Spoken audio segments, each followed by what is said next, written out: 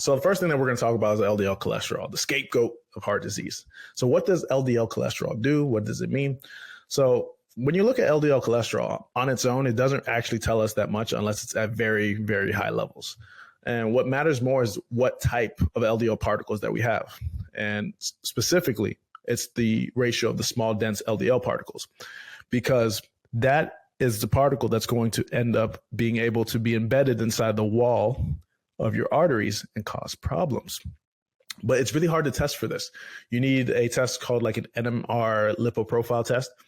And most doctors don't run that. So a lot of times we just see your LDLs. If we say your LDLs are high, we just assume, right, we need to adjust that and then we'll put you on a statin. But that's not the best thing to do necessarily, because it's not telling the full story, right? So another way for us to get a sense of our risk of getting this type of deposition is you can look at your triglyceride to HDL ratio, and that's going to be covered in the upcoming slides. And that is not to say that LDL is not dangerous.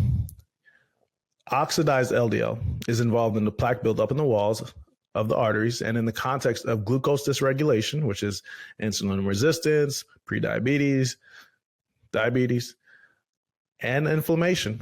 So the elevation of the LDL could be a strong risk factor for strokes and heart attacks. So if you are damaged, if you are compromised inside of your bloodstream, that's when LDLs, specifically the small dense LDL particles, are the most dangerous, right? And that's when they're the most abundant as well. So that's what we need to really be focusing on, and that's what we're going to focus. So just so we can drive this whole LDL cholesterol thing home, let's look at the study of 130,000+ patients in UCLA. It was a 5-year study.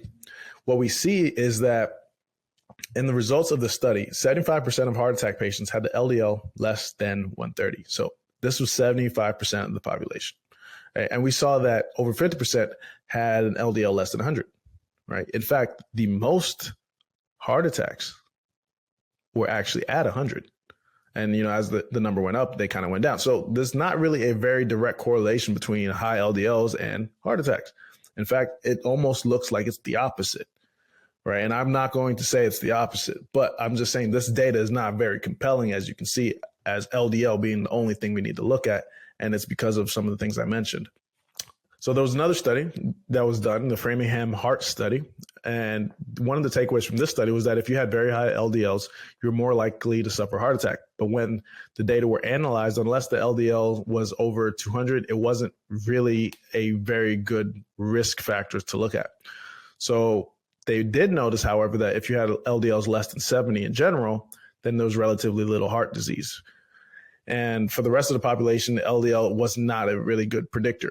More people are actually suffering heart attacks at a lower LDLs than before, because the standard test that we use assumes all the LDL particles are the same. And like we mentioned, they're not. It's the small dense ones that you're looking for. But what we do see is, like on the right-hand side over here, this is the HDL cholesterol. And the HDL cholesterol is decreasing over here, and the LDL cholesterol is increasing over here. So say we have HDL cholesterol at 85. Even at high levels of LDLs, the risk seemed very minimal.